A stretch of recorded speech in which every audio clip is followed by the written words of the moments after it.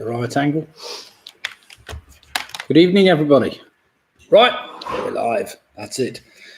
Right, it's what time is it? It's 8. It's 8 o'clock. It's Wednesday evening. So that must mean that it's time for Nick's Wednesday night quiz. So good evening to everybody that's taking part tonight.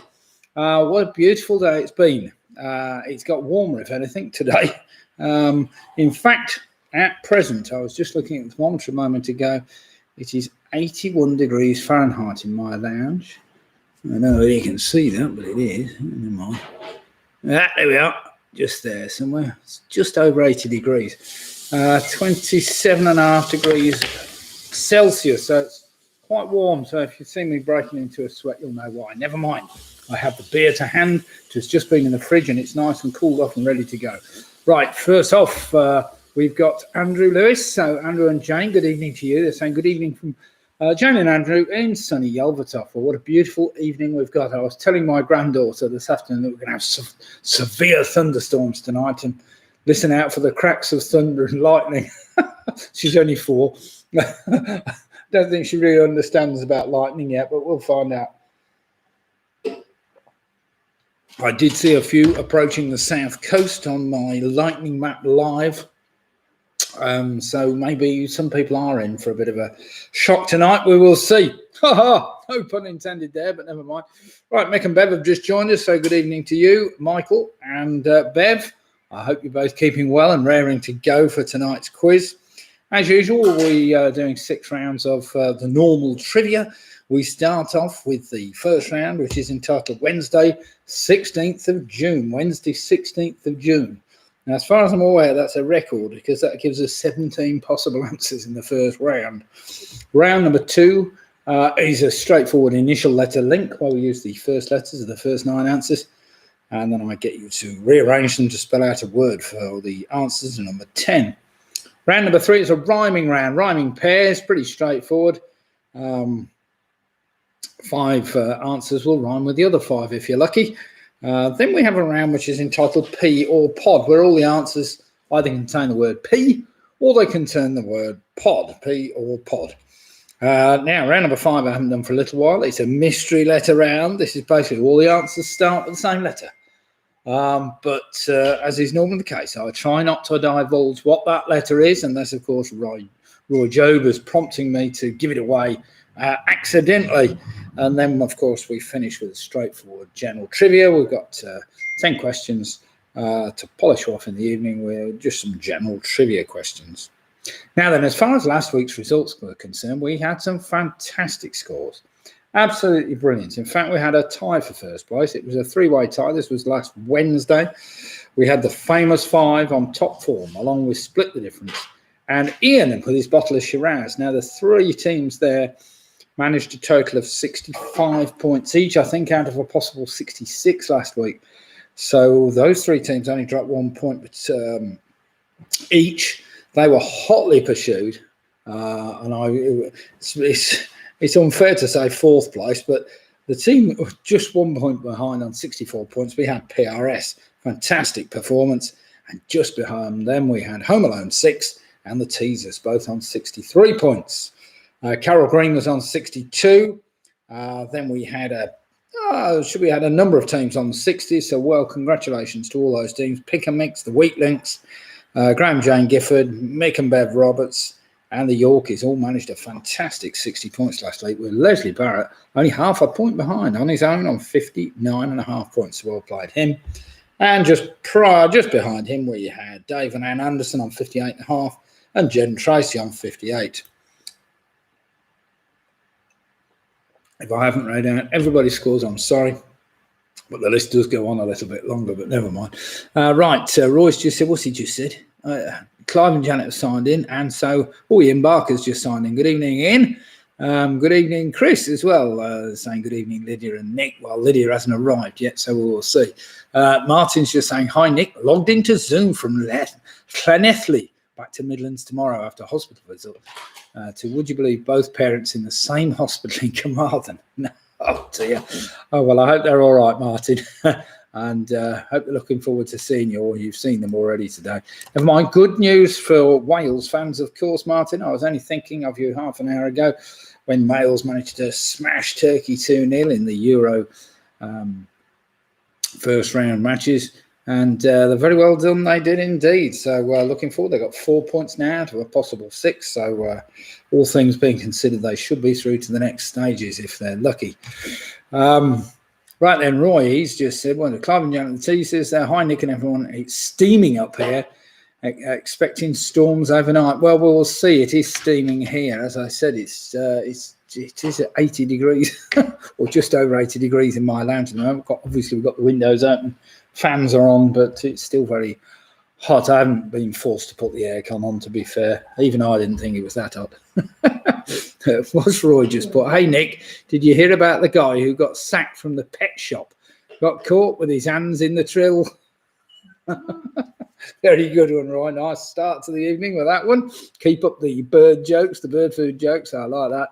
Mike Yates is saying, good evening all. Good evening, Mike. I hope you're keeping well. And Jack is also just joined us. She's saying, hi all. Ian's just saying, evening from a city along Lawford.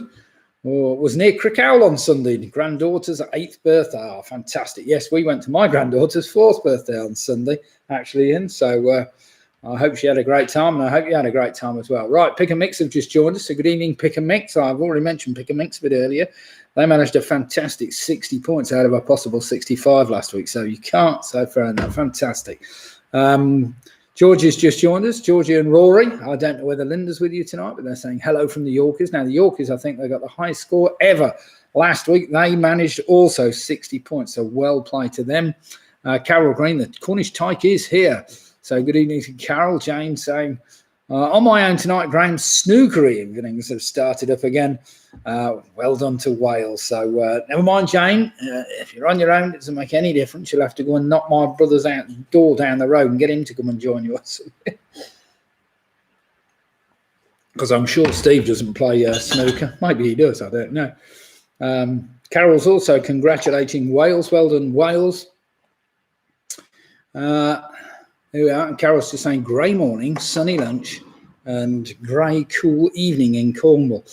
Well, in the Midlands here, Carol, it is absolutely blistering hot. It's a beautiful sunny evening. It's been pretty hot all day long, to be fair. With very little let up. You can feel the heat actually build during the day, and it's been very oppressive, you know. Balmy is a balmy summer evening in sunny Rugby tonight. I don't know what the temperature is outside, but it's certainly warm in my room. Ian's just saying, hands up for anyone that's not watched Euros so far.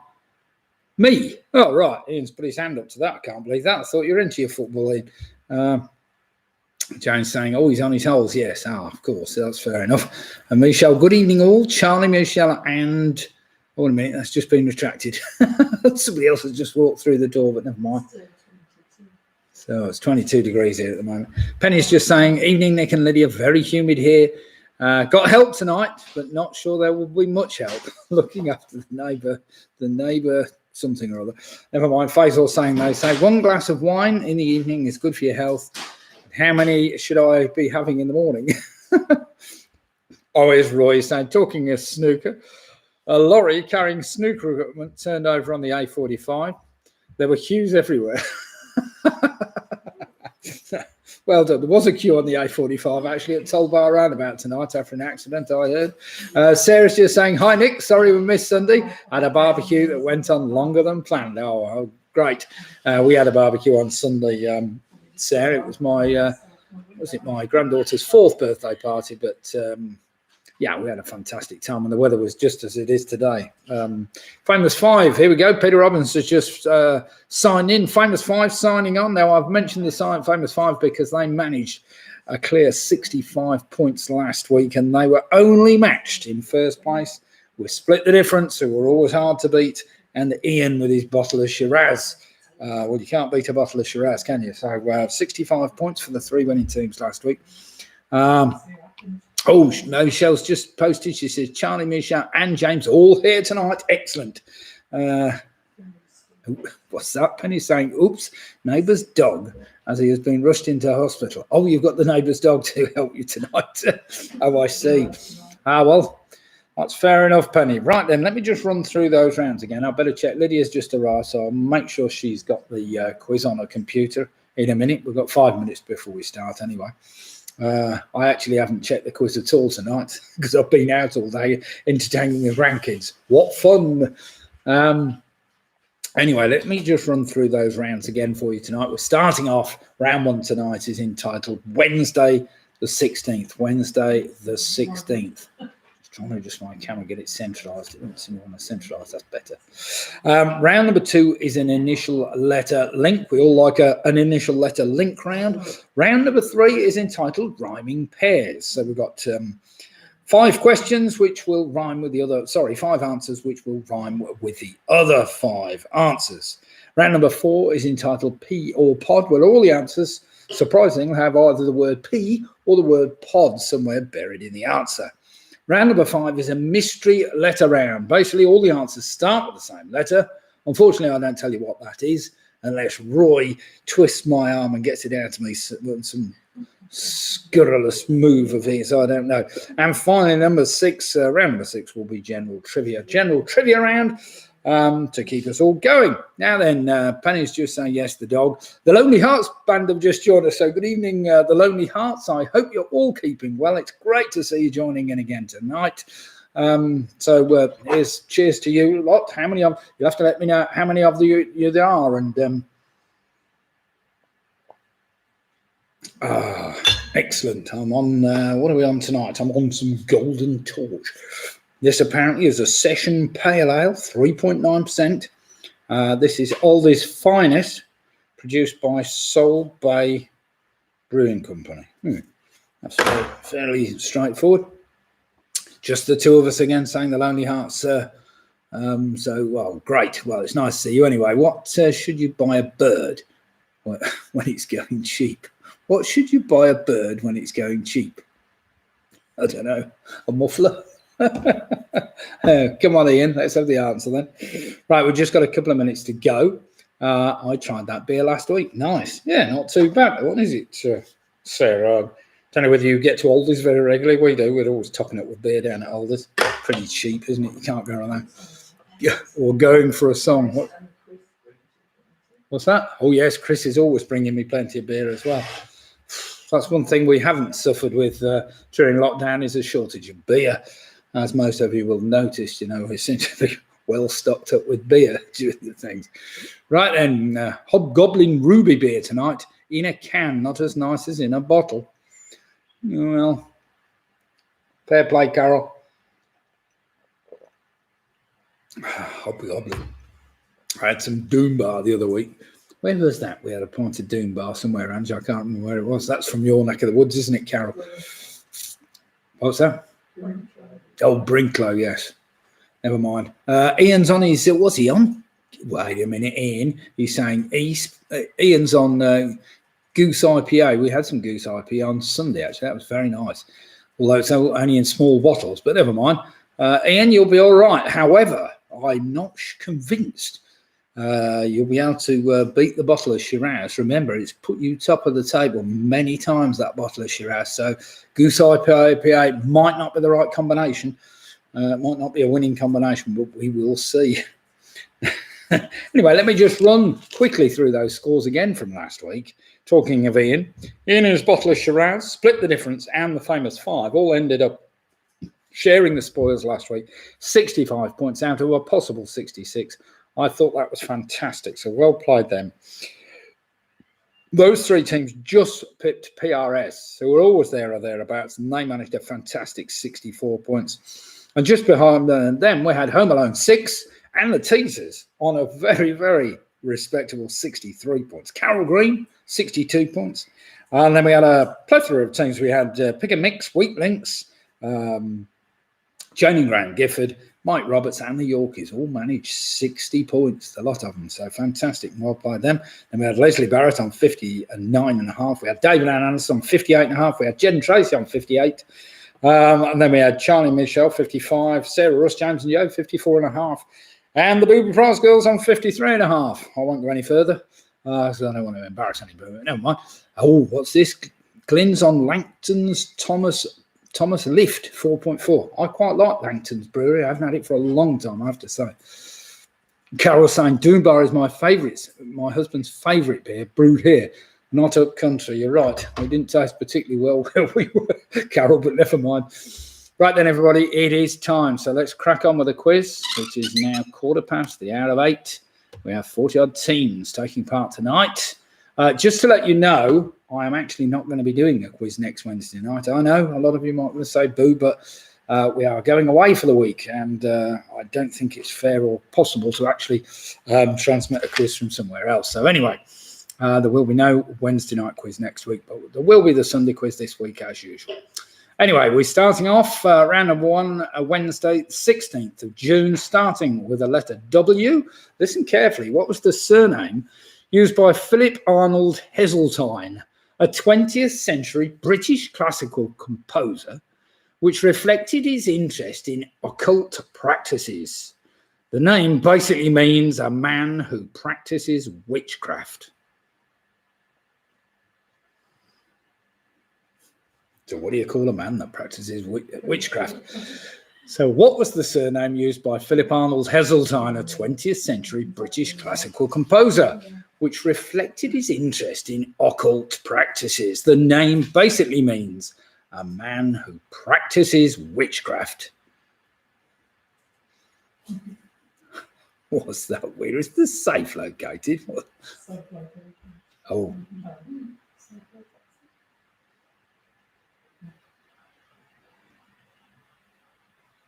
Where are you off to? Aha! That's a good word. Well, we're going cat sitting as far as I know, Ian. More later. Question number 2. Who was a British politician, classical scholar, linguist and poet? His famous Rivers of Blood speech in 1968 strongly criticised mass immigration, especially Commonwealth immigration to the United Kingdom. Leslie's I'm very cultured as usual, Leslie. I have some of the sheet music upstairs. Well done indeed.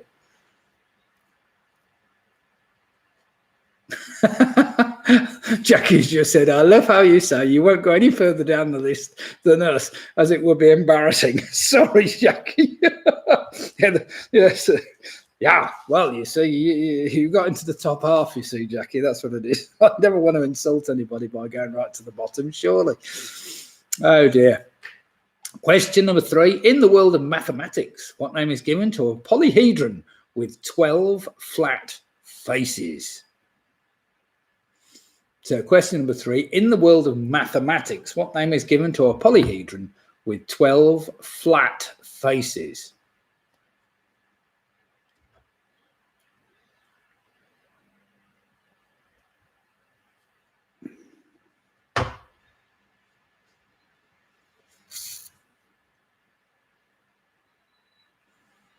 Question number 4, don't think too hard, starting with the letter N. Founded in 1997, what is an American media services provider and production company headquartered in Los Gatos, California?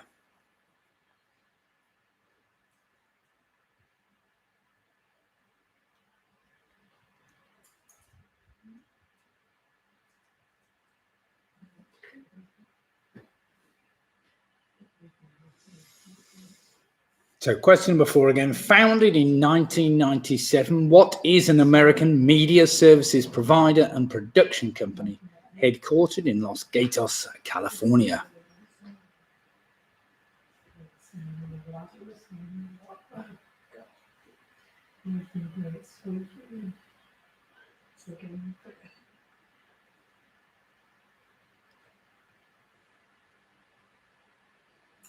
Question number 5, starting with the letter E, as in Wednesday. What name is given to a way of delivering an anaesthetic so that it stops pain signals travelling from the spine to the brain?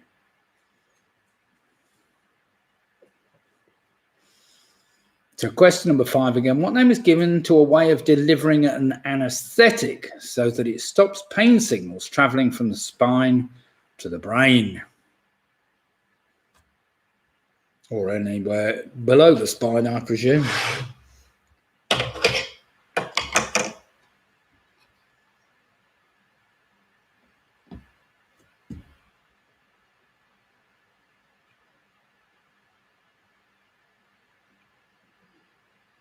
Question number 6, starting with the letter S.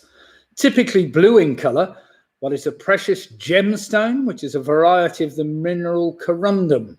It consists of aluminium oxide with trace amounts of many other elements. Quite a precious gemstone. So typically blue in colour. What is a precious gemstone, which is a variety of the mineral corundum?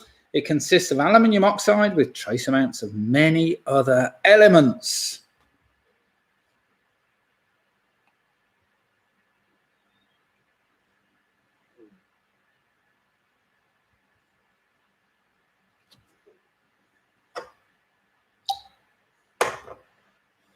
Well, the thing is it actually going to cool down tonight, or is it still at 80 degrees? Yeah, great. Question number 7, starting with the letter D. The devil's bones are an alternative name for which items originally made from ivory? So question number 7, the devil's bones are an alternative name for which items originally made from ivory?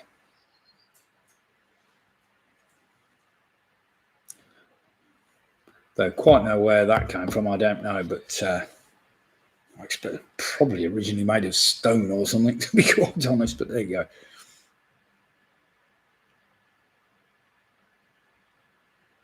go.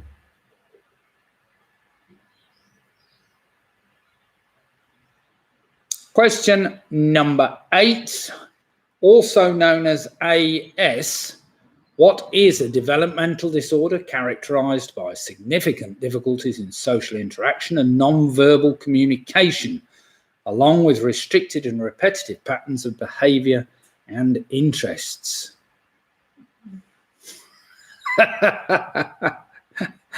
Roy's already asking, what's the mystery letter?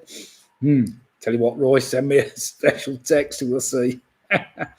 So question number 8 again, also known as AS. What is a developmental disorder characterized by significant difficulties in social interaction and non-verbal communication, along with restricted and repetitive patterns of behavior and interests?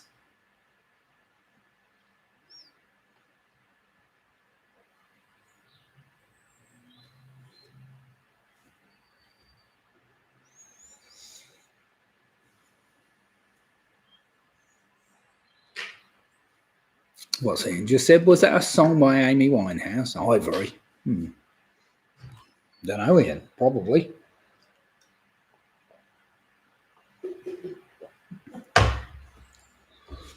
Question number 9. The phrase God's own country, although it does refer to part of India, is often used to describe what area of the United Kingdom? And don't all start claiming it for yourselves. So the phrase God's own country is often used to describe what area of the United Kingdom?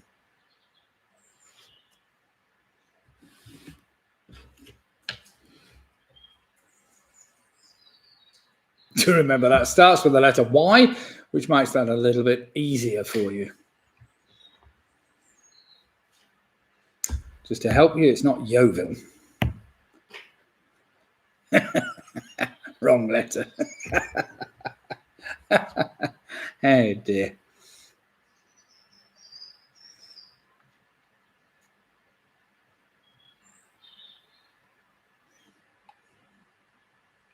Question number 10 starts with the number 1. This could be Yelvertoft. Yolton, Yelvertoft, Yeovil. Oh dear. Question number 10. In what century were both Joan of Arc and Christopher Columbus born?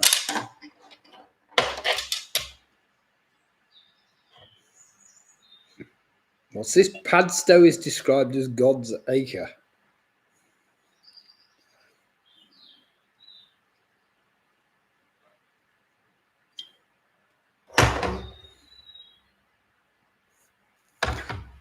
So question 10 again, in what century were both Joan of Arc and Christopher Columbus born? Question number 11, dead easy this one. In the game of bingo, what number is represented by the nickname Tickety-Boo? So question 11 again, what number is represented by the name Tickety-Boo in the game of bingo?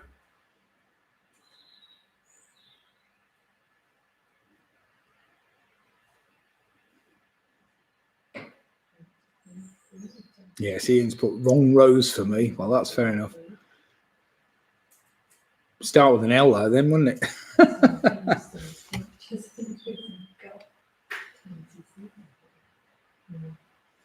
Question number 12, starting with the letter T, which will help a lot with this. What is a chemical element with the atomic number 22?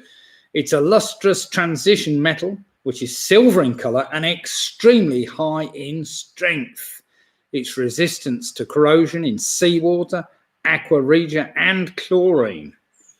I didn't mean resistance, I meant it's resistant. So question number 12 again, what is a chemical element with the atomic number 22? It's a lustrous transition metal, which is silver in colour and extremely high in strength. It's resistant to corrosion in seawater, aqua regia, and chlorine. That makes it pretty useful, I suppose.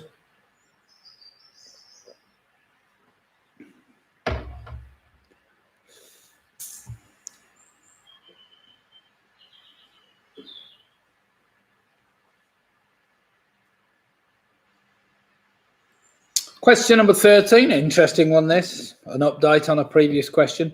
On the 11th of June 2011, Lorne Coulthard beat Alan Pettigrew's long-standing world record by hurling what item a distance of 66.14 metres?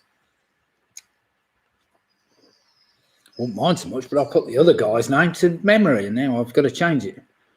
So on the 11th of June 2011, Lorne Coulthard beat Alan Pettigrew's long-standing world record by hurling what item a distance of 66.14 metres? It's a long way to hurl anything, I expect.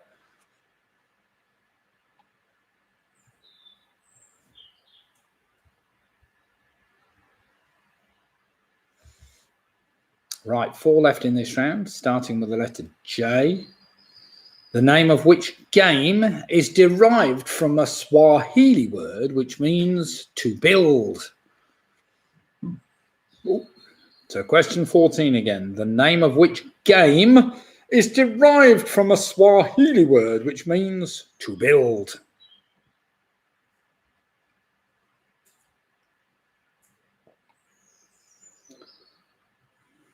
Although quite why, I don't know, they chose. Actually came from Ghana, apparently it was developed. Never mind. Question number 15. What one word can follow stomach, mouth, or peptic? Starts with the letter U, which should make it a bit easier for you. What one word can follow stomach, mouth, or peptic?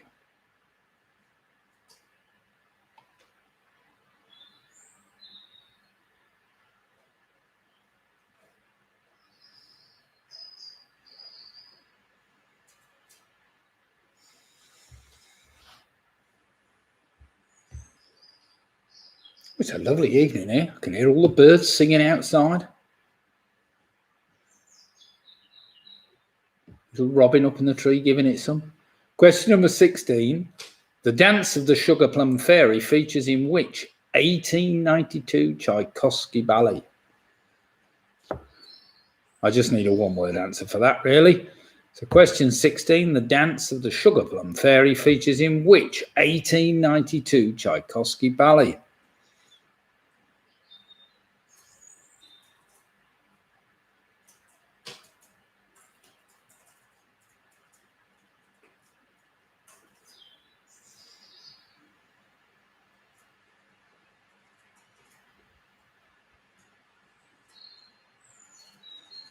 And finally, question number 17, after a little bit of research today, because I'm sure I knew the answer to this, but I didn't. Although nobody is sure what it precisely means, who originally coined the word runcible? It's a two-word answer, so although nobody is sure what it precisely means, who originally coined the word runcible?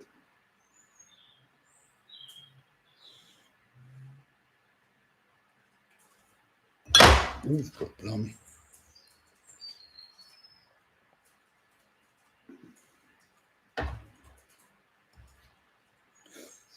And there we have it. That's round number one. Out of the way, finished, sorted. I'm sure everybody's fared pretty well on that round. Nothing too testing, I hope.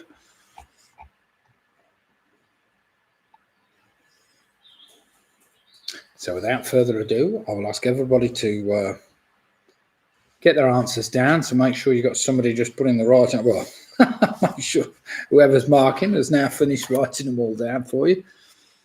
And we'll do some marking after round one. See how you've all fared. You're all getting pretty good at this first round. I know you are. So question one, the surname of that British classical composer. It was Philip Warlock, of course, Mr. Warlock. Number two, that British politician I was after. It was Enoch Powell. Number three, which was given away, of course, is a dodecahedron.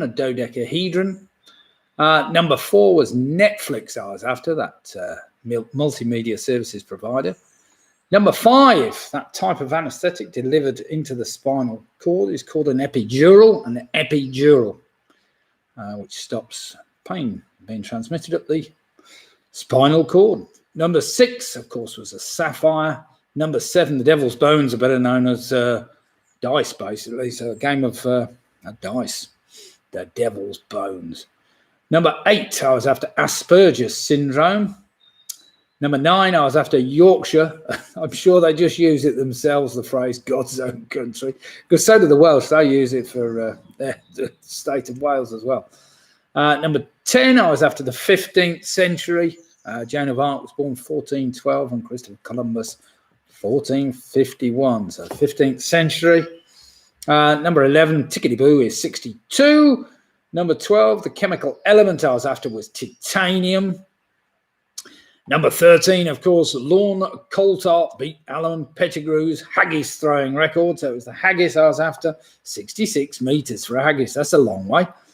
Number 14, of course, the Swahili word, which means to build, is called yenga, that game. Number 15, I was after an ulcer, a stomach ulcer, a mouth ulcer, or peptic ulcer. And then we had the dance of the sugar plum fairy. That comes from Nutcracker. And finally, although nobody is quite sure what it precisely means, who originally coined the word runcible? Runcible, that was Edward Lear. The problem is his own drawings of the actual runcible spoon that he did don't show it other than a spoon. So there we have it. Right then, let's have some scores in. We've got PRS straight in with 17 points. Well played, PRS. Fantastic start for you, boys and girls. I hope you're both keeping well. Famous Five off with a 16. Mike Yates with a 15. The Lonely Hearts with a 15. The Wheat Links, very, very impressive. 17 to get them off the up and going. Michelle, Charlie and James on 16. Got split the difference on 17. Ian Muller's on 15. Sarah, Russ, James and Joe on 15. Home Alone 6, 17 points. The Booby Rise girls are off with 13 points. We've got Georgie, Rory and Linda on a fantastic 16 points. Pick a Mixer on 16. Carol Green's on 16. Penny Graham's on 16. Jane Gifford on her own tonight is on a fantastic 15 points. We've got Clive and Janet, the teasers, are on 16. Ian, he doesn't seem to be set back with the IPAs on 17 points. Well played, Ian. Now then, well done everybody in that first round. There's some very good scores there. So let's see whether we can keep it going. Round number 2 is an initial letter link. I left that bit in, but never mind. Basically, they feature 9 general knowledge questions plus a final question with an answer that can be spelt out by rearranging the first letters of the first 9 answers. We got the idea. I'm sure we've done this before. Right then, here we go then. Question number 1. William Shakespeare's play Henry V focuses on events immediately before and immediately after the Battle of what or where?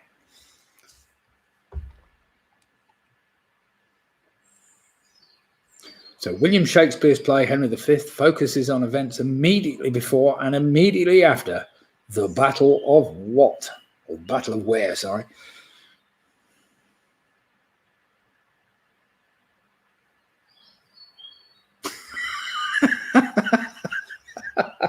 I just read Roy's joke. That's a good one. I went to a fancy dress party as a harp, and someone said, "That's too short for a harp." I said, "Are you calling me a liar?" Oh dear. Very funny indeed, Roy. That's a good one. I like that. A lot.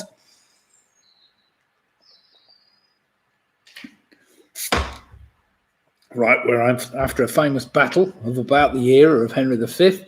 Right, question number 2. After buying it from a golf course entrepreneur in 1988, what did Michael Jackson rename Sycamore Valley Ranch to?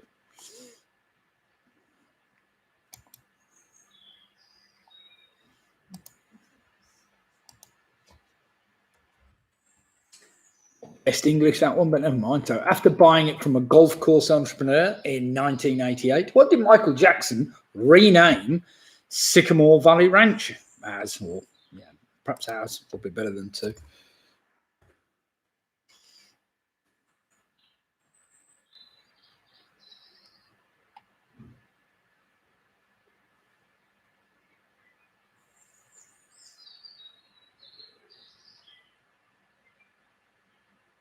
Question number 3. As used in a type of soup, what is the culinary name for the tails of cattle? So question number 3. As used in a type of soup, what is the culinary name for the tails of cattle?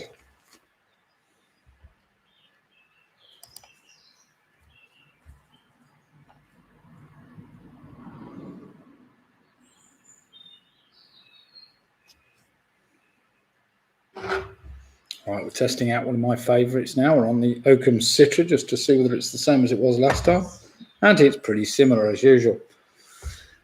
Question number 4. What nationality was the famous adventurer and author Casanova? I thought he was better known for other things than that, but never mind. So what nationality was the famous adventurer and author Casanova?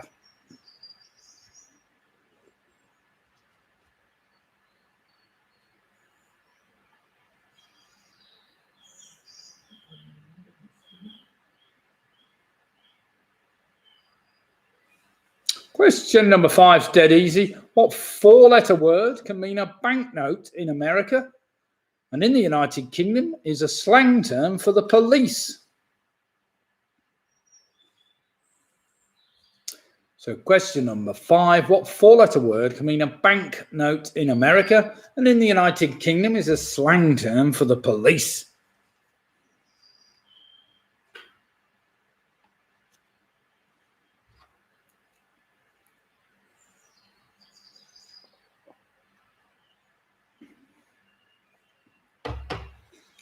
Question number 6 just needs a little bit of lateral thinking, this one. Just so think between yourselves and see whether you can work this out. How many times did Big Ben chime to mark the start of the London 2012 Olympics? There was a good reason for it. You've just got to work it out. So how many times did Big Ben chime to mark the start of the London 2012 Olympics?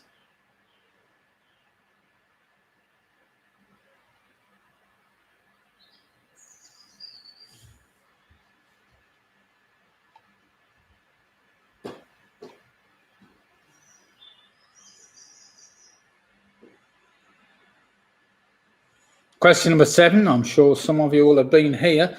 The female poet Sappho, whose work focused on the beauty of women, was born on which Greek island? There's a bit of a clue in that. So the female poet Sappho, whose work focused on the beauty of women, was born on which Greek island?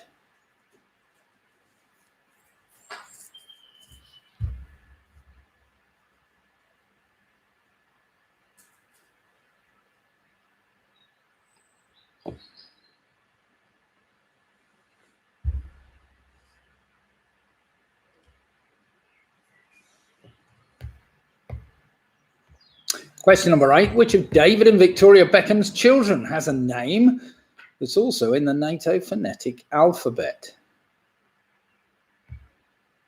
So question number 8, which of David and Victoria Beckham's children has a name that is in the NATO phonetic alphabet?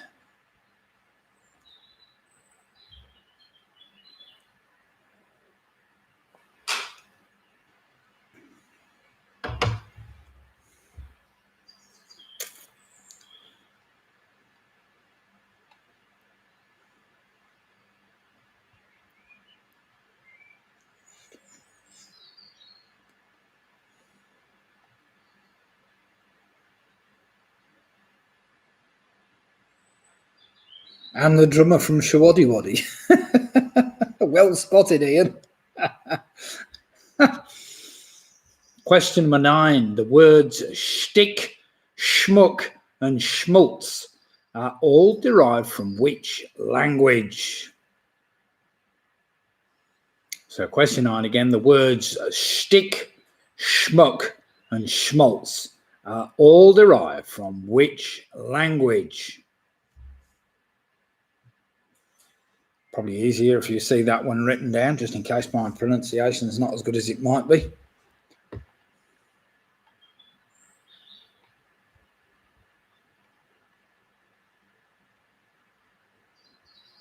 And finally, question number 10. The first letters of the first 9 answers can be rearranged to spell the name of which famous person who Homer Simpson mistook for Mr. Bean when visiting London in an episode of The Simpsons. It's a 2-word answer I'm after. So the first letters of the first 9 answers can be rearranged to spell the name of which famous person who Homer Simpson mistook for Mr. Bean when visiting London in an episode of The Simpsons. I know Robin loves Simpsons questions. He'll get that one straight away.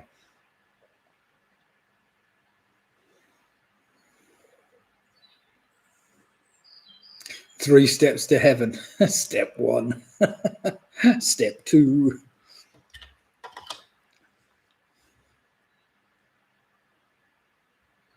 Now, they were a great band, weren't they? Shawaddy Waddy. Eh?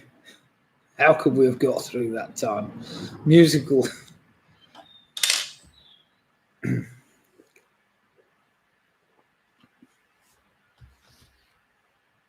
Okay, then, everybody. As always the case with initial letter links, I'll just give you a minute to try and work that backwards, because once you've got the person, it's a 2-word answer, remember. Once you've got the person's name, then, of course, you can work the other ones backwards just to fill in the gaps, and hopefully you'll manage to get a 10 out of 10 on that round.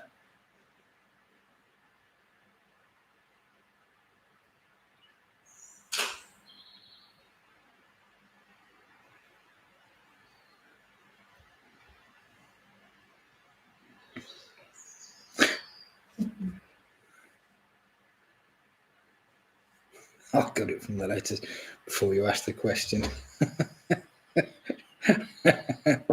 I got it last week before you started this week's quiz. Oh dear.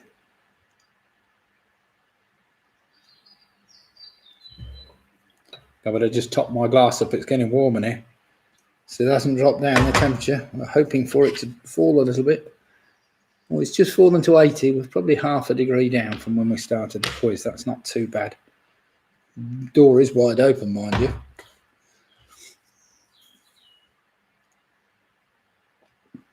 Okay then, everybody, how are we faring?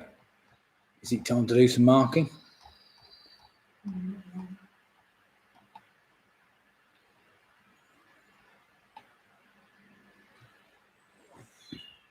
I'll just give you a little bit longer and we'll do some marking.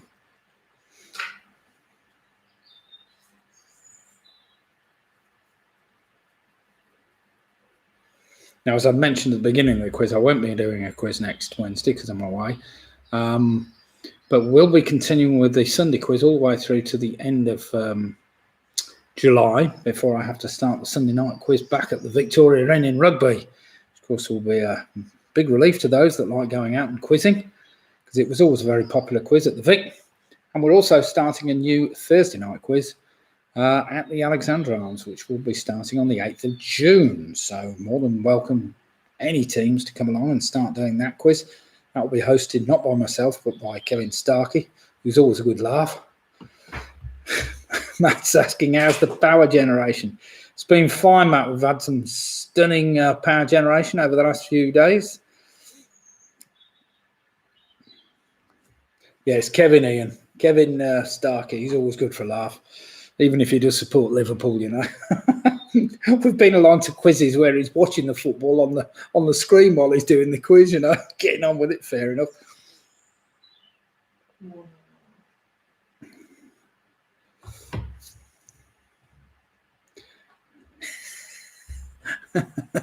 Martin's just put, if you leave the front door key and alarm code under the mat, someone will water your plants, Nick.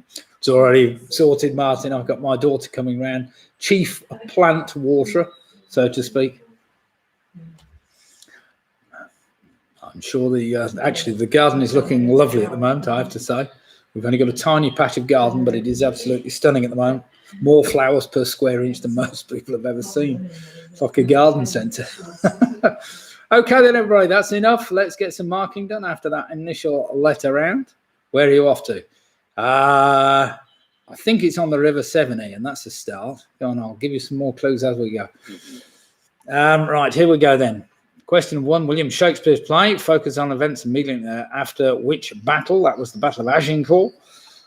Number 2, after buying it, Michael Jackson renamed Sycamore Valley Ranch. He renamed it as Neverland Ranch, or Neverland will do. And number 3, as used in a type of soup, the culinary name for tails of cattle, of course, is oxtail. Number 4, Casanova was Italian. Number 5, a 4-letter word can mean a banknote in America.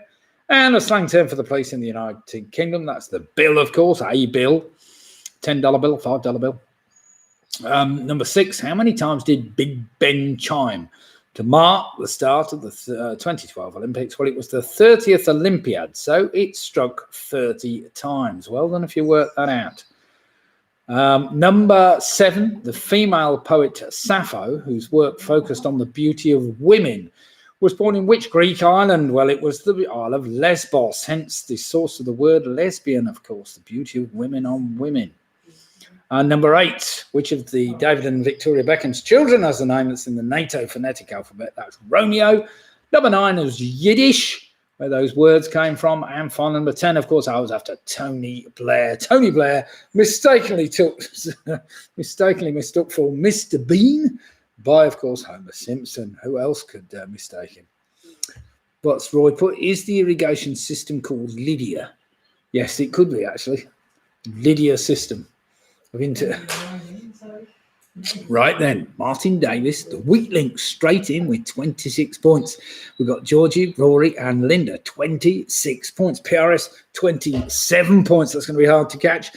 Peter Robinson, the famous 5, 25 points. Michelle, Charlie and James, 25 points. Mike Yates on 24. Sarah, Ross, James and Joe on 24. We've got Mick and Bev, 27 points. Carol Green's on 24. Ian Miller's on 22. Split the difference. They've moved on to 26 points. Home Alone 6 are on 26 points. Penny Graham's on 24. Jane's on 23 points. We've got Ian with his bottle of IPA. He's doing very well on 27 points.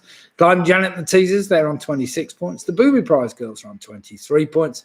And the Lonely Hearts are doing remarkably well on 24 points. Now, wait a minute. What's this? Coincidentally, I did a quiz years ago in which one team, using the letters only, given us, could only come up with Tony Libra.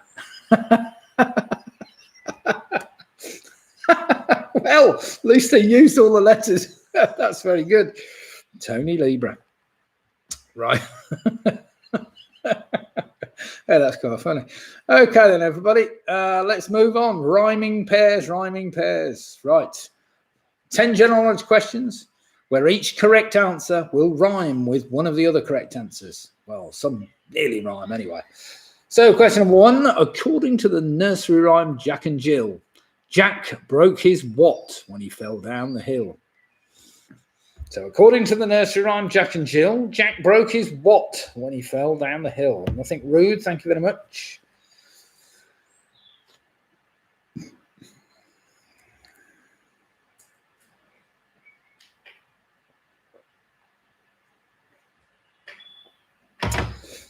Question number 2. What word can mean to become smaller and can also be a slang term for someone who works in the field of mental health, such as a psychiatrist?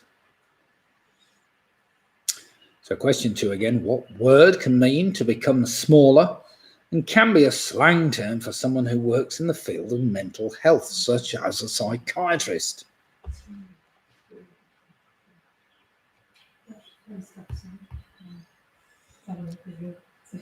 Question number 3, dead easy geography question, this one. Santiago is the capital of which South American country? So question 3 again. Santiago is the capital of which South American country?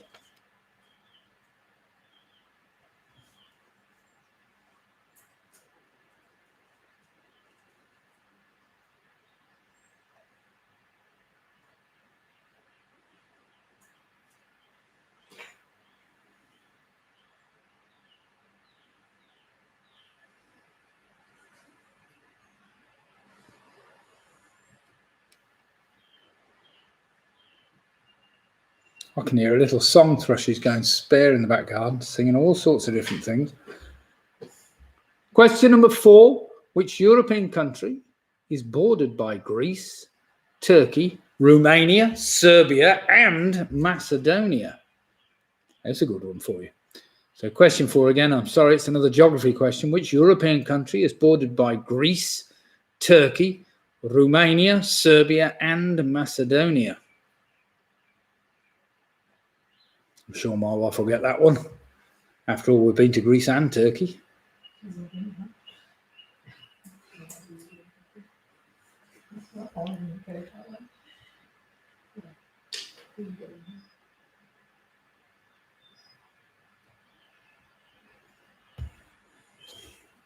Question number 5 is dead easy. Come on, Ian Miller. You've been quoting all these songs tonight.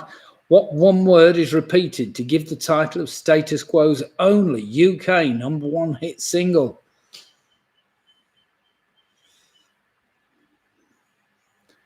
I can sing it for you if you like, but only you'll have to shoot me then. So question number 5. What word is repeated to give the title of Status Quo's only UK #1 hit single?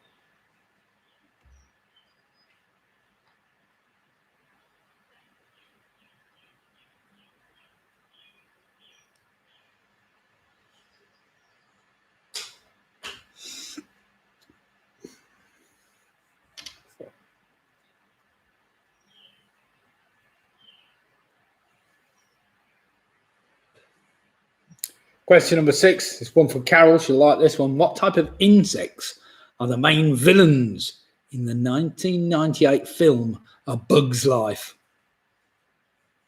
Ooh, they're a bit evil. I remember them well. So question 6 again. What type of insects are the main villains in the 1998 film A Bug's Life?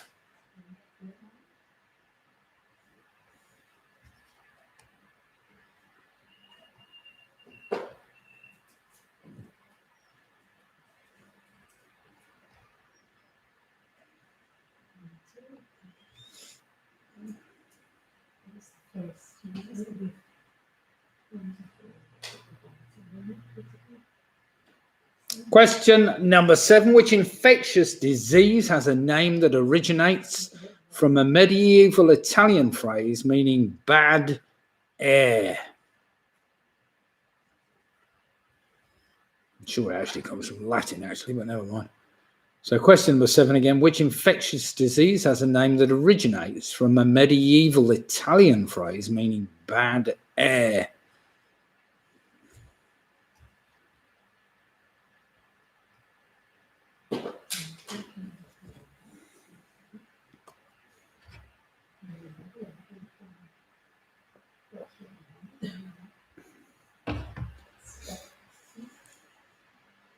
Question number 8. What name's given to a female horse that is too young to be called a mare? That mare's not a mare, that mare's a... So question number 8. What name is given to a female horse that is too young to be called a mare?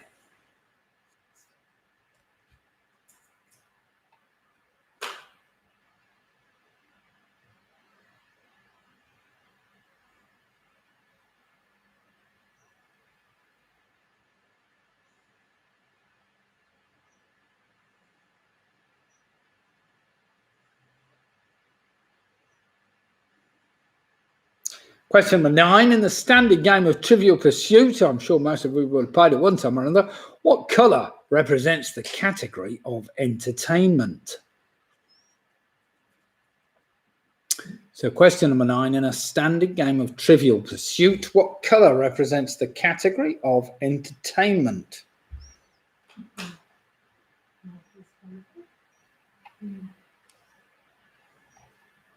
Now, do you remember that should, if you're lucky, rhyme with something you've had before?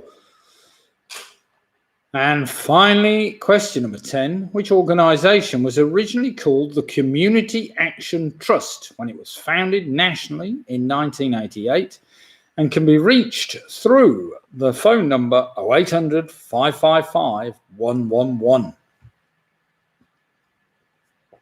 It is a one-word answer I'm after. So question number 10, which organisation was originally called the Community Action Trust when it was founded nationally in the United Kingdom in 1988? And it can be reached through the telephone number 0800 555 111.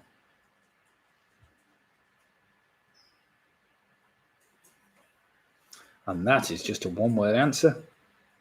And if you're lucky, that should just about rhyme with one of your other answers.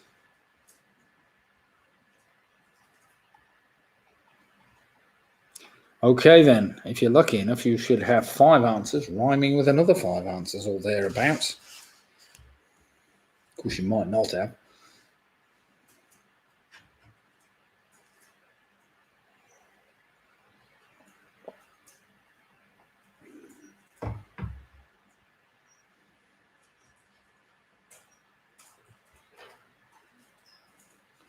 Well, what a lovely warm evening we've got here. Still 80 degrees in my room. Never mind.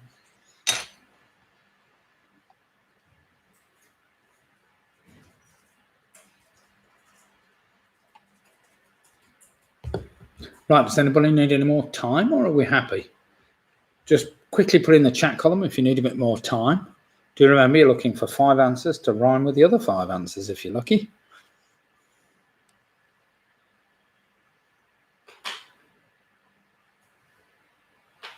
Tony Libra.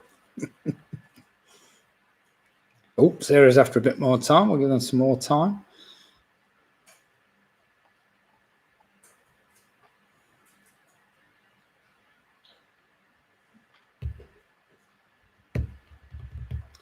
A tad, says Ian. That's a good word, isn't it? Tad.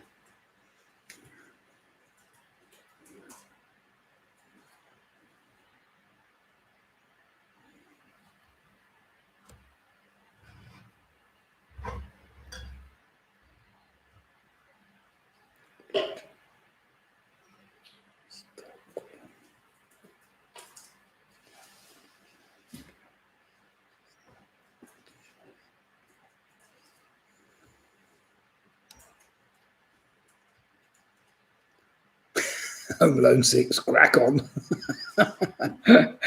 Oh dear. When 4 teams are asking for a bit more time. Home Alone 6, they will clearly worked it all out. Never mind. Just give everybody just a little bit longer, everybody.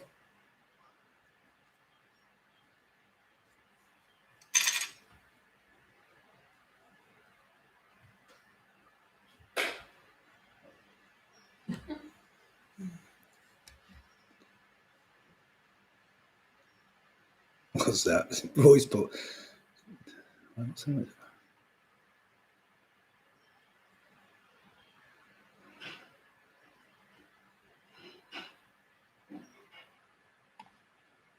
See.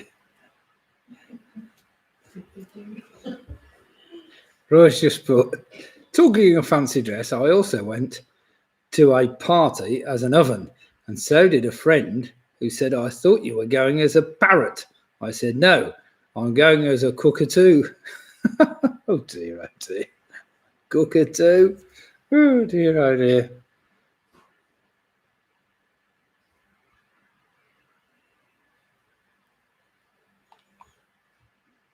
Okay then, everybody. That must be time, I suppose. So let's just go through these answers, which are all somewhere rhyme with something else. So question 1, according to the nursery rhyme Jack and Jill, Jack broke his what? Well, he broke his crown, and Jill came tumbling after. Crown.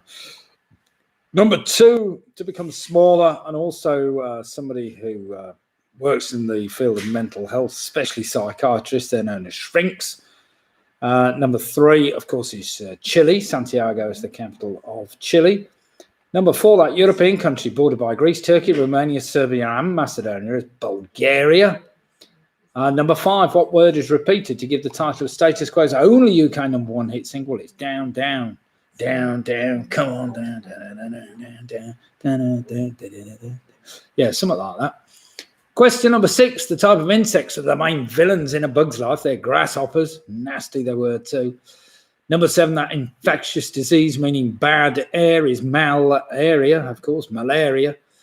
Number 8, too young to be called a mare, it's a filly. Number 9, in the standard game of Trivial Pursuit, what colour represents entertainment lamps? Pink. And finally, number 10, which organisation was originally called the Community Action Trust? When it was founded originally, that was Crime Stoppers. Crime Stoppers. So well done if you worked that out. So Crime Stoppers somehow rhymed with grasshoppers. Filly with something else. Chili. Shrink with pink. I didn't go through them all. Malaria with Bulgaria and crown with down. That's it. Right. Well done, everybody. Okay, then, everybody. Let's have some scores in. Carol Green's moved on to 34 points. We've got Georgie Lambert, New York. That's a fantastic score so far. Along with Linda on 36. Michelle, Charlie and James are on 34. We've got the Wheat Links on 36 points. Home Alone 6 are on 36 points. We've got the Lonely Hearts on 29 points. Mick and Bev Roberts, well, fantastic, 37 points with Famous 5 not far behind her on 35 points. Sarah Ross, James and Joe on 31. PRS has moved on to 37 points. Mike Yates is on 32. Penny Graham's on 31. Ian Miller's on 32. We've got the Booby Prize Girls on 33. Pick a Mix, not far off the lead on 35 points. So well played them. Now then, round number 4 tonight is P or Pod. 10 questions on general knowledge, where either a P or a pod is hidden within each correct answer. Shouldn't have spent all afternoon drinking 3 Brewers Blonde. It sounds very good, Lonely Hearts. Oh dear, I'm a brewer by trade. I've just been redoing our brewery and hope to get it back in action next week. That's the Atomic Brewery in Rugby, if you're ever passing this way. Fine ales, as Robin will let you know, no finer around these parts. Right, what have we got? Booby Price Girls, Pick a Mix on 35. Split the Difference on 36 points. Jane Gifford all on her own there. And Ian got 9 on that round, 36 points. We've got the Teasers on 36 points. It was a St Albans brewer. Excellent. I do like St Albans. Actually, there's 1 or 2 good breweries, pubs in St Albans that we went to. Right then, P or Pod, 10 questions on general knowledge, whether either P or Pod is hidden within each answer. So question number 1. What court is second only to the Supreme Court in the English legal system? I hope I got this right because they have changed things around a little over the last few years. So what court is second only to the Supreme Court in the English legal system? Lonely Hearts has said, next time we're in rugby, we'll drop in. Excellent. Just text me and I'll tell you all the pubs to go to and the ones not to go to.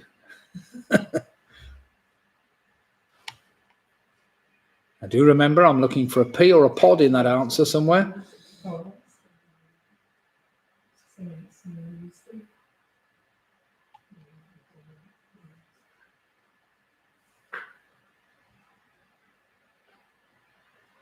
Question number 2. What word is an adjective relating to places that are diametrically opposite each other on the globe, and is also used by people in Britain as a noun to specifically refer to someone from Australia or New Zealand?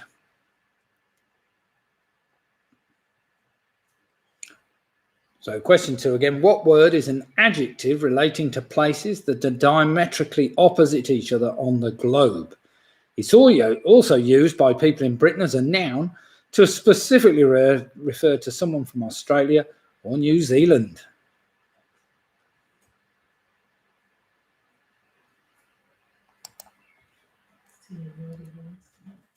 What's that, Treasure? Yeah, that is a long one. I was just looking at that. Well, we would have made that shorter had we had time, but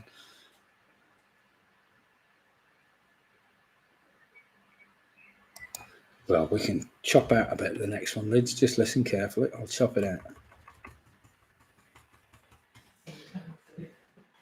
Just have. Question number 3. Taking its name from Greek words meaning horse and course, what name was given to a course and arena used for horse races and chariot races in ancient Greece and Rome? I'm sorry, I've used the words horse and course far too many times in that question, but never mind. So taking its name from the Greek words meaning horse and course, what name was given to a course and arena used for horse races and chariot races in ancient Greece and Rome? I'm going to mark that in red, Lids. It needs rewriting, that question.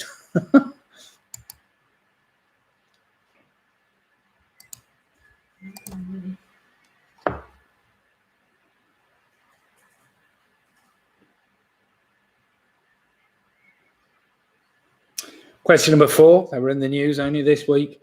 Formed in Canada in 1969, the Don't Make a Wave Committee was an anti-nuclear group that evolved into which global environmental organisation?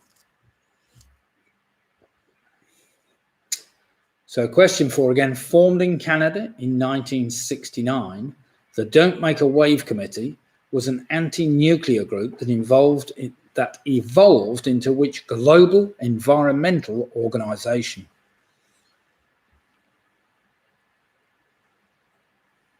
Now, do remember all your answers should have the word pod or the word P somewhere in them.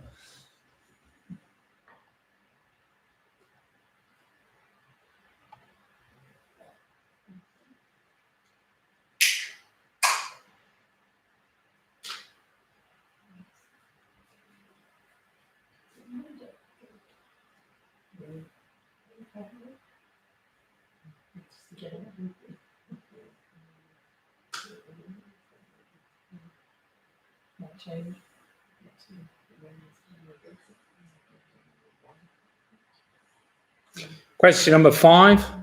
Remember Desert Island Disc on the radio show Desert Island Disc. Guests are automatically given 2 things as they are invited to imagine themselves cast away on a desert island: the Bible or a suitable alternative with 1. What is the other? I'm sure it's something you'd have time to read if you found yourself cast away on a desert island, nothing better to do. So question 5 again, on the radio show Desert Island Discs, guests are automatically given 2 things as they are invited to imagine themselves cast away on a desert island. The Bible or a suitable alternative is 1. What is the other?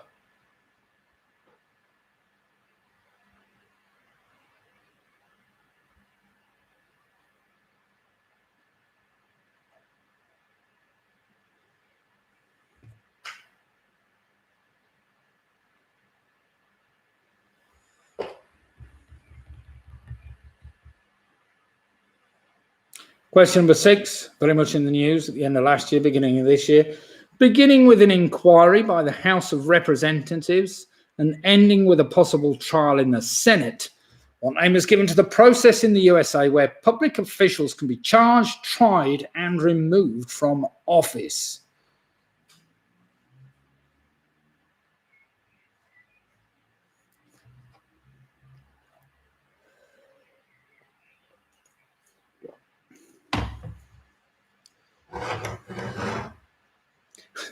Martin's put nightmare scenario. What, has that been actually lost on a desert island, Martin, or is it just the books there you're allowed to take? Well, you'd have time to read the Bible from one end to the other, wouldn't you, for starters? Look at that for a...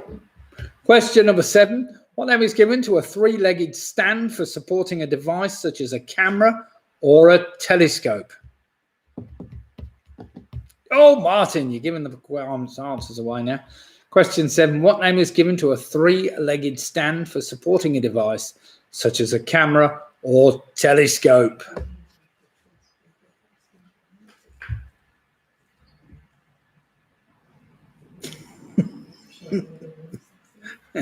I won't worry too much.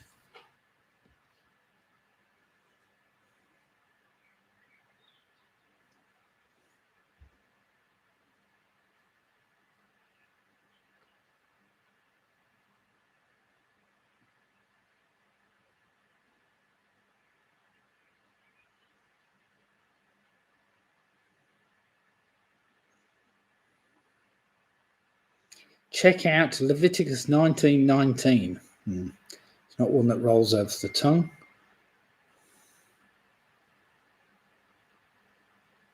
Question number 8. This is a tough one.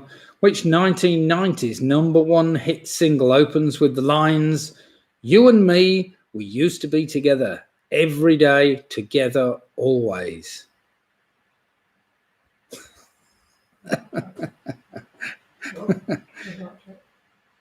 It's great to see you still getting some team banter there, Martin. So question 8 again. Which 1990s #1 hit single opens with the lines, "You and me, we used to be together, every day, together, always"?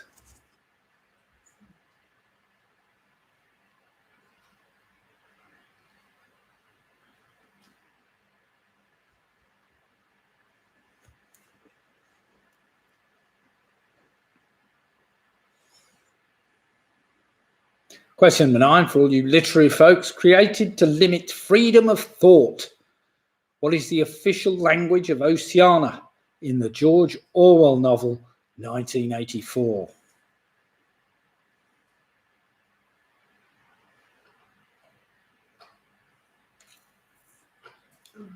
So question number 9, created to limit freedom of thought. What is the official language of Oceania in the George Orwell novel 1984? You're right, Carol. That is a bit more obscure, that one. Never mind. We can't have everybody getting all of them, can we?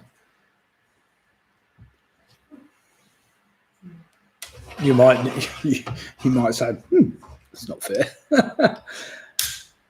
And question number 10, referring to codes for substances that are allowed to be used as food additives, what does the letter E stand for in E numbers? It's a good one, isn't it? So referring to codes for substances that are allowed to be used as food additives, what does the letter E stand for in E numbers? Oh, blimey, Martin saying it's been a long week. Had to phone 999 for the first time on my life for real. Oh, dear. You got both. Is it your mum and dad in hospital?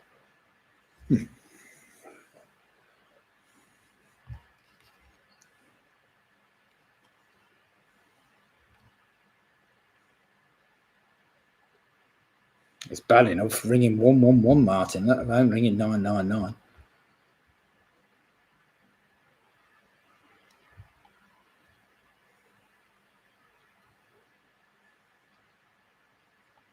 Now then, everybody, we should have 10 answers there, if we're lucky. What's that, Liz?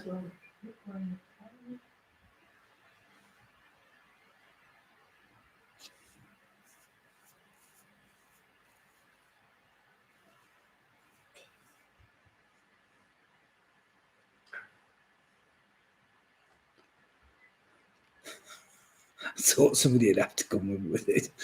Oh, dear.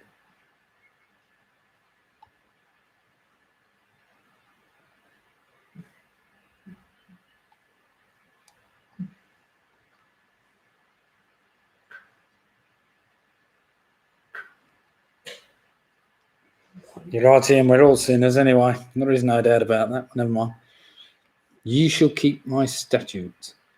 Thou shalt not let thy cattle gender with a diverse kind. Thou shalt not sow thy field with mingled seed. Neither shall a garment mingled of linen and woolen come upon thee.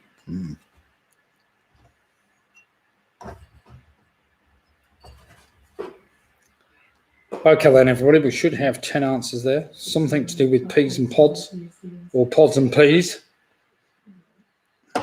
Amen. Yes, amen to that, Ian. A little bit deep at this time of night, but never mind. That's what having the Bible's for, I suppose. Where's the punchline, said Roy? It's just all those marvellous things you can learn from the Bible, Roy. You know, you've sat there for 5 years, you know. What else are you going to do? This IPA is quite good, says Ian. It is all right, isn't it? Okay, then here we go then. These are the answers to the previous round. P or pod. We started off that court I was after was the Court of Appeal. It's obviously got a P in it somewhere. Number 2 was an Antipodean,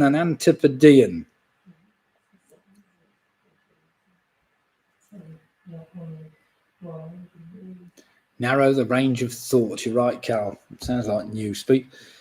Question number 3, of course, was the hippodrome, a hippodrome, horse and course, I suppose.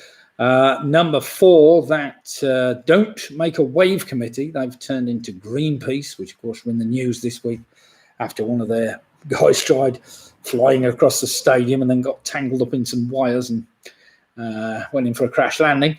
Number 5, of course, besides the Bible, which can give you all those marvellous facts, it was the complete works of Shakespeare, something to get your head round on those monotonous nights out in the open air, wondering where the next meal's going to come from. Number 6, beginning with an inquiry, it's impeachment I was after. Number 7, of course, is a tripod. Number 8 was Don't Speak by No Doubt. Don't Speak by No Doubt. Well done if you got that. And number 9, of course, was Newspeak. And finally, number 10 was European. The E numbers stand for European numbers. So well done if you got that. Jackie's trying to figure out what else going on. Everyone is smoking cannabis tonight. Ian's saying yes.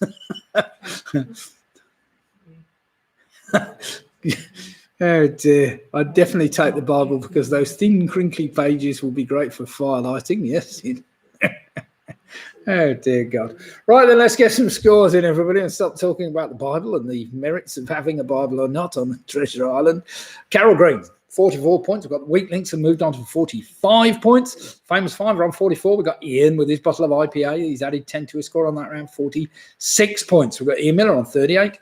We've got Georgie, Rory and Linda, 46 points. The Lonely Hearts are on 36. We've got Penny Graham, 37. Mick and Bev are on 46 points. Graham and Jane are on 42 points. We've got the Teasers on 46 points. Split the Difference are on 46 points. We've got the Beaver Prize Girls are on 41. Ian said, and if you run out of loo roll. Home Alone 6 are on 45. We've got Mike Yates on 40 points. And PRS have moved on to 47 points, yet to drop a point. So PRS are still the team to beat, with Michelle, Charlie and James on 42 points. So some great scores there. It's very, very tight at the top. Very, very tight at the top.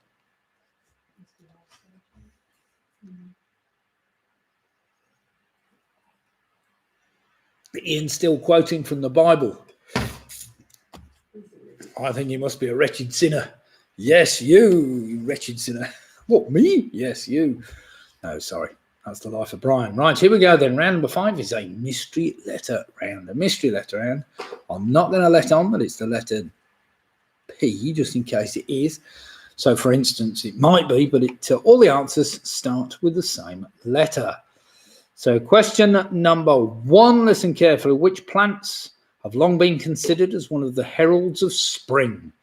Planted in autumn, they spend several months developing roots before the flowers burst forth early in the year. Says Ian. You might have put a question mark after that. So, which plants have long been considered as one of the heralds of spring? Planted in autumn, they spend several months developing roots before the flowers burst forth early in the year. Hey. Now calm down, Roy.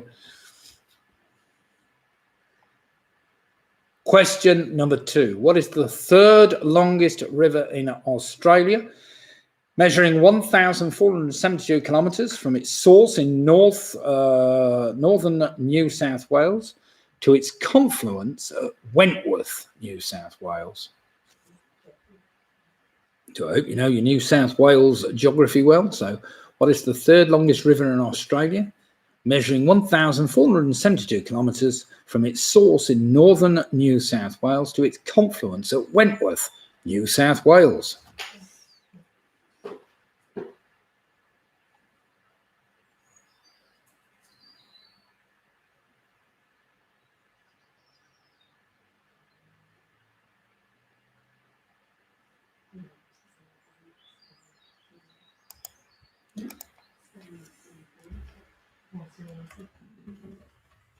Lids. I'm just going to chop the end of that last one off. The next one. Listen carefully. Question number 3. What is the surname of a Canadian rapper, singer, songwriter, record producer and actor who was born and raised in Toronto, Ontario?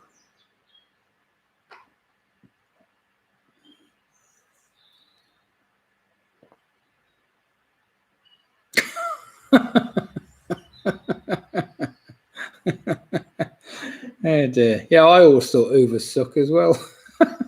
I bought a new vacuum cleaner.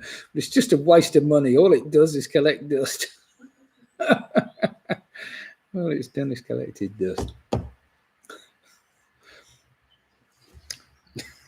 Yeah, Hoovers suck. So question 3 again. What is the surname of a Canadian rapper, singer, songwriter, record producer and actor who was born and raised in Toronto, Ontario?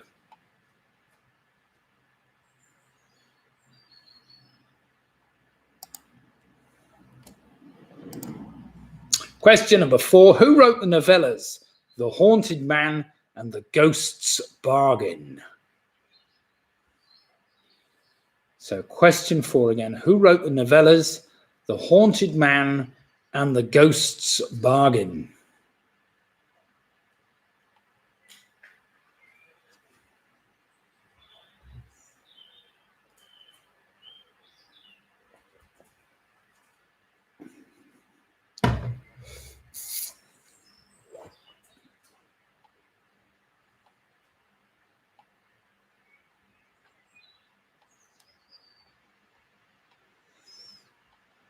Question number 5 for all you film buffs. Which 1993 film sees Robin Williams hired as a nanny? Very famous film. So which 1993 film sees Robin Williams hired as a nanny?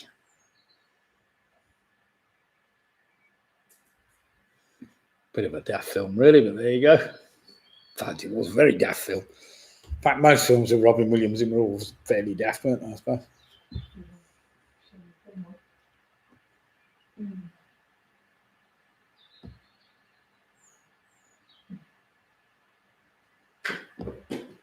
Aha! At last a letter.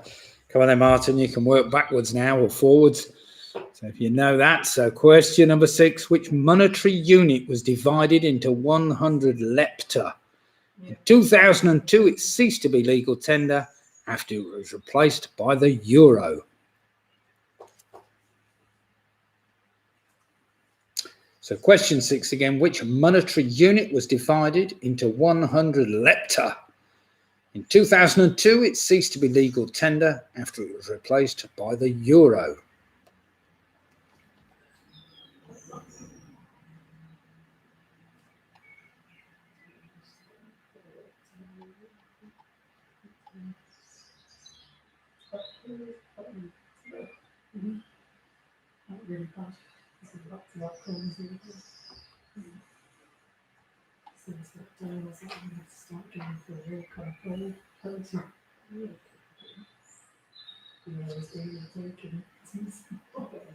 Question number 7.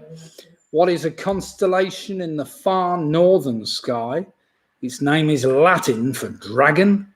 It was one of the 48 constellations listed by the 2nd century astronomer Ptolemy.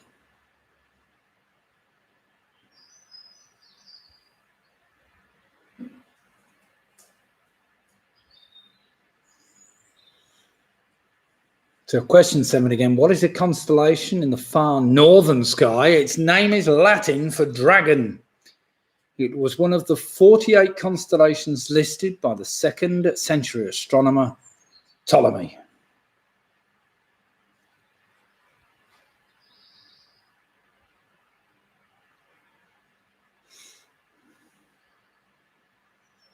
Oh.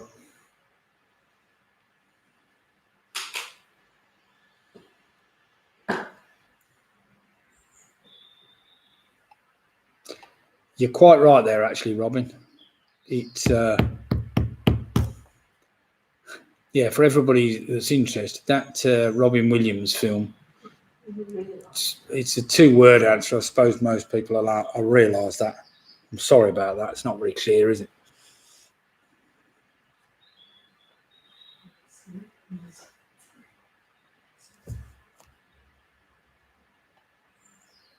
I don't know why I've actually put that in like that, but never mind.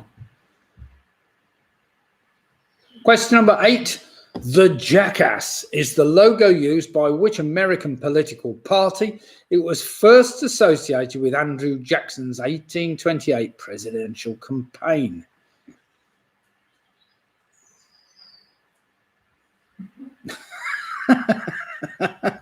You're on the right lines there, Roy. Stick with the T's, you can't go wrong. Question number 8 again. The jackass is the logo used by which American political party? It was first associated with Andrew Jackson's 1828 presidential campaign.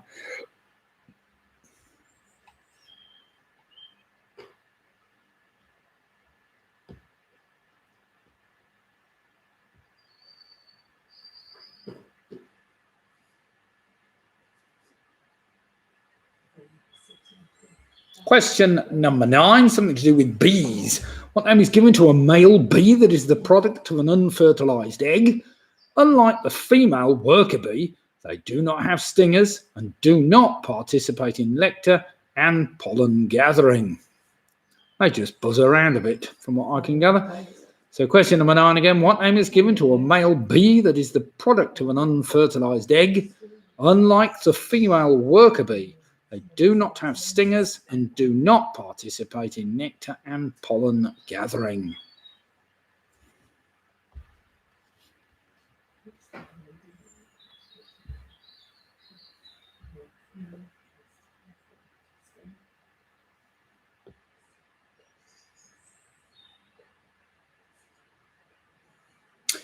Question number 10. Last one in this round. Which national park straddles eastern California and Nevada? It's known for Titus Canyon, a ghost town, colourful rocks, and Badwater Basin's salt flats.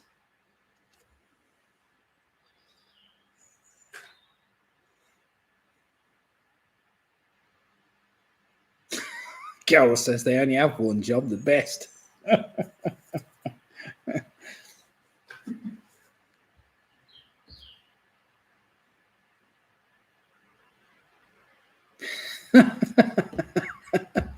Faze just said, they threw me in jail for singing too much Elton John. I'm not sure when I'll get out, but I think it's going to be a long, long time. Oh dear.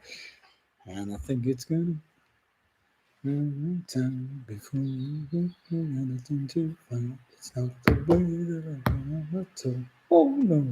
Is that from Rockets, man? Yeah. So question 10 again. Which national park straddles eastern California and Nevada? It's known for Titus Canyon, a ghost town, colourful rocks, and Badwater Basin's salt flats. That's a 2-word answer, starting with the letter... Sorry, can't give that away. Yes, and I do apologise for number 5, which is in fact a 2-word answer. I'm sure most people have worked that out. And it's the second word that starts with the letter I want. Just to confuse you all. Well, the cloud is beginning to build, I have to say. We've now got some darker, more menacing clouds coming over Rugby. I haven't got my lightning map out at the moment because my phone is being used as a camera. Right then, everybody, let's do some marking after that round, see how I've all fared and see whether you've worked out that mystery letter.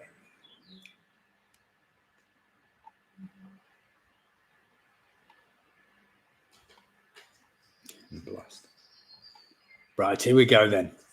Starting with what? Raining in Hertfordshire. Yeah, it's on its way up. It's on its way up. I think Hertfordshire's a bit, yes, close to London, of course.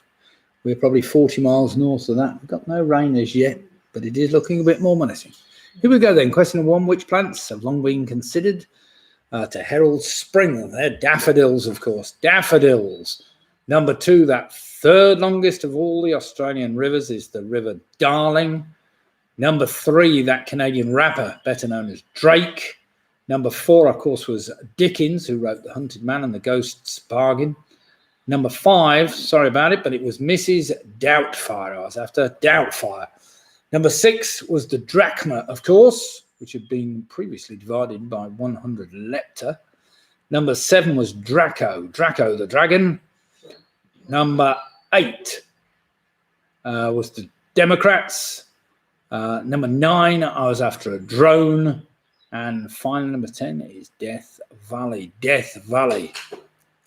Martin saying, unbelievably, it's not raining in Wales. Oh, Mike Roberts has said it started raining here. It's not raining here, Mike. It was sunny built and it's raining. It's only a mile away. Oh, dear. It's beginning to rain then around the country. Let's hope it can drag that temperature down even. Right, Georgie. Georgie and Rory and Linda are on a fantastic 55 points. We've got PRS moved on to 57 points. Well played them. The famous 5 on 55. Home Alone 6 on 50. 5 points. Carol Green's on 54. We've got the Lonely Hearts on 44. Pick a Mix on 53. Wheat Minx are on 53. Some great scores here. Michelle, Charlie and James on 52. Ian Miller, 43. Not raining in Long Lawford, he's saying. Mike Yates on 48 points. The Boober Prize girls are on 48 points. Mick and Bev are on 56 points. Jane, 51 and no rain yet in Cambridge. You know, that's fantastic. 51 points. Split the difference and moved on to 56. Penny Graham on 44. We've got the Teasers on 56 points. Sarah, Russ, James and Joe on 48.5 points. So, yes, weather forecasts are coming in from around the country. It doesn't appear they're raining in Cambridge, but it is raining down in Hertfordshire. So, right, then we've got going into the last round. It does look like the PRS, they're on a maximum score at the moment, 57. But very close behind, we've got the Famous 5, 54. We've got Home Alone 6, 55. Carol Green, 54. We've got Pick and Mix and the Wheat Minx, 53. Michelle's 52. We've got Mick and Bev on 56. We've got Split the Difference on 56. And we've got Clive, Janet, the Teasers, 56. And Ian with his bottle of IPA. He's doing very well on that, 56 points. So here we go. Last round, just 10 general trivia questions, some of which are pretty trivia, some of which are a little bit funnier than others, but never mind. So question 1, the first welly wanging world record recognised by Guinness World Records was a 52.73 metre throw. It was set by Tony Rogers in Wiltshire in 1978 using a size 8 Dunlop Challenger boot. But what size boot has now been recognised as the standard welly wanging size? Oh dear. So the first welly wanging world record recognised by Guinness World Records was an incredible throw of 173 feet. It was set by Tony Rogers in Wiltshire in 1978 using a size 8 Dunlop Challenger boot. But what sized boot has now been recognised as the standard welly size for wanging? I mean, the size 8 does seem very small to me, I have to say.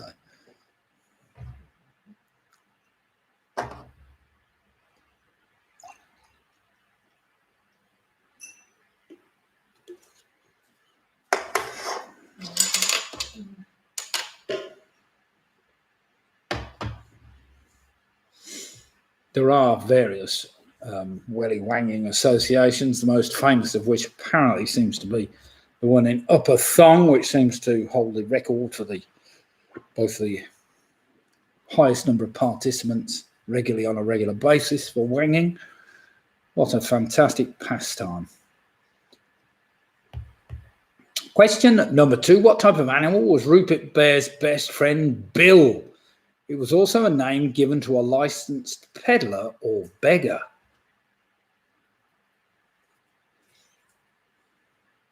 So question 2. What type of animal was Rupert Bear's best friend Bill? It was also a name given to a licensed peddler or beggar. That is in the United Kingdom, of course.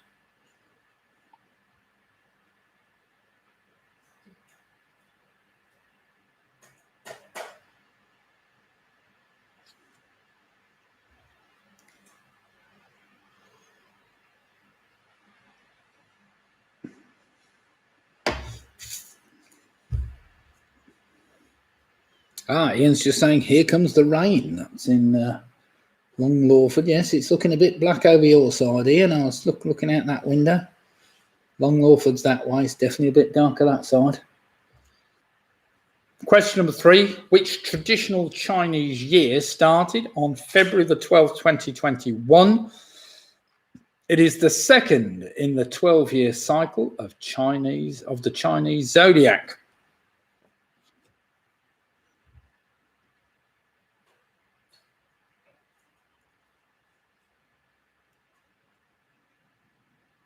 So question number 3, which traditional Chinese year started on February the 12th, 2021?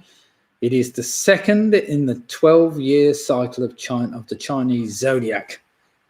If it's any help, it's not the year of the rat, because Angela and I, February last year, were in Vietnam and they were all praising the rats all over the place, paying homage to rats. Question number 4. What piece of sporting equipment may be no more than 965 millimeters long and no more than 108 millimeters wide? So what piece of sporting equipment may be no more than 965 millimeters long and no more than 108 millimeters wide?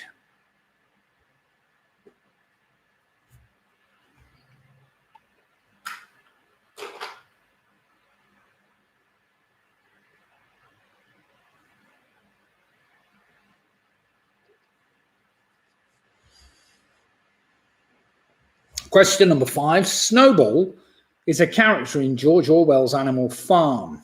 He is largely based on Leon Trotsky and describes how he led the opposition against Joseph Stalin. But what type of animal is he?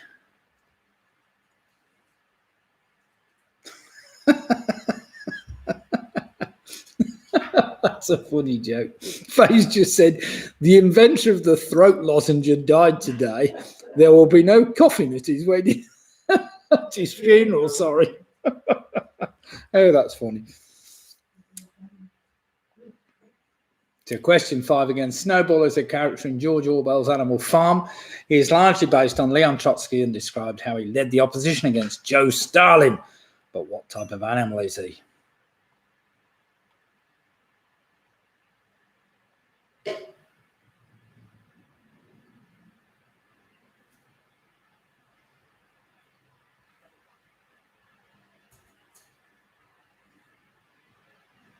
Question number 6. The PDSA Dickin Medal is the highest award any animal can receive while serving in military conflict. But which type of animal has now received the medal the most?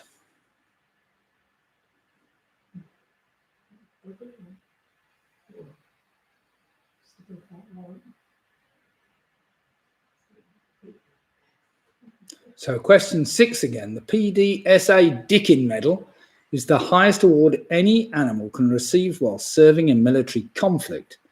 But which type of animal has now received the medal the most?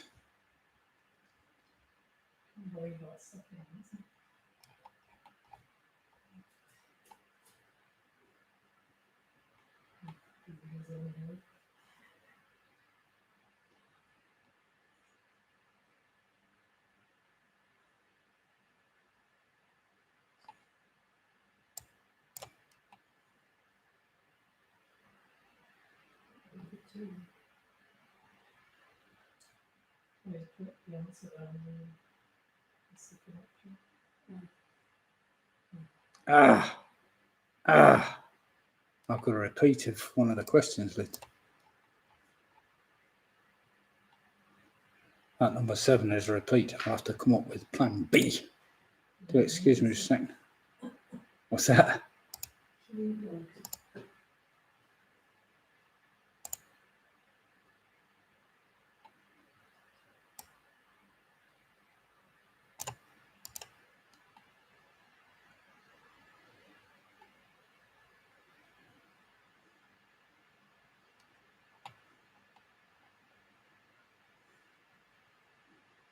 Sorry, everybody, I just need to come up with another question because I've repeated one from earlier. Not that it matters.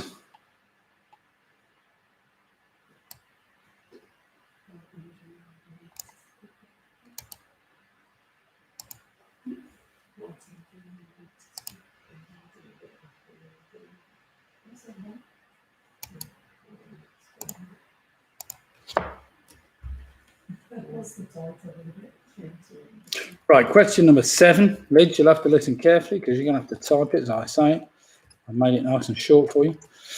Question number 7. What geometric shape is the cross-section of a standard Allen key?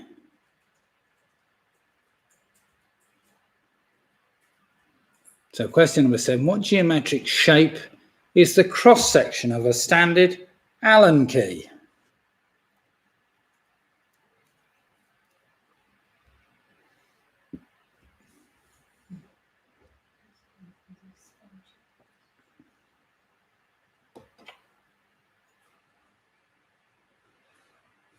Question number 8. The name of which astronomical event comes from the Latin for sun standing still?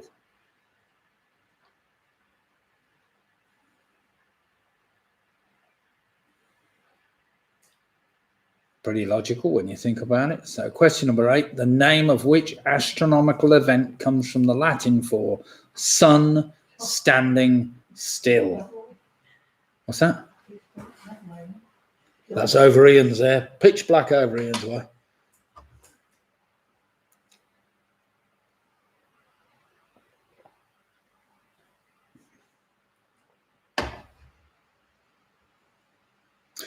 Question number 9. In the world of chess notation, what does the plus symbol signify?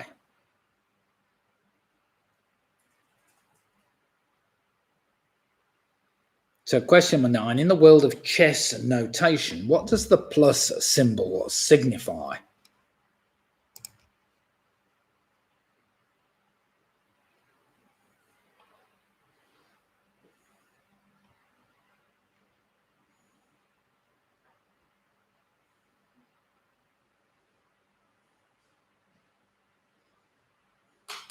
And finally, question number 10, to wrap the quiz up tonight, see whether we've got an out-and-out winner or whether we've taken a point off PRS at long last, we'll see. What type of medical professional would treat you if you were suffering from persistent floaters? So, question number 10 again. What type of medical professional would treat you if you were suffering from persistent floaters? No rudeness there, Ian.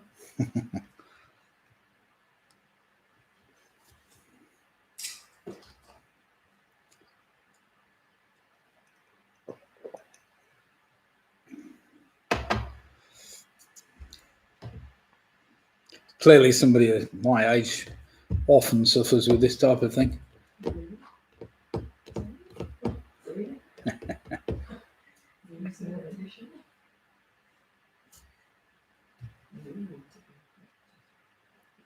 No rudeness here.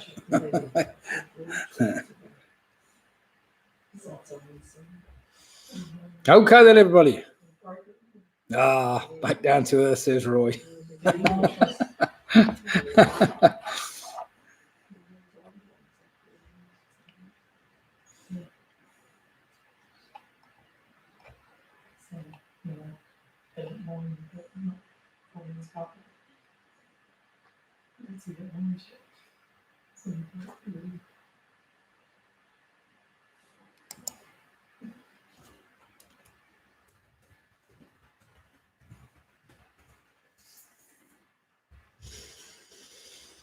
Spell checker.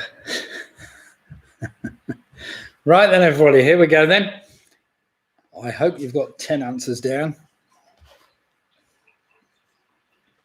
Question 1, that was probably the trickiest one. The first welly-wanging world record recognised by Guinness was a 173-foot throw by Tony Rogers in Wiltshire using a size 8 Dunlop Challenger boot.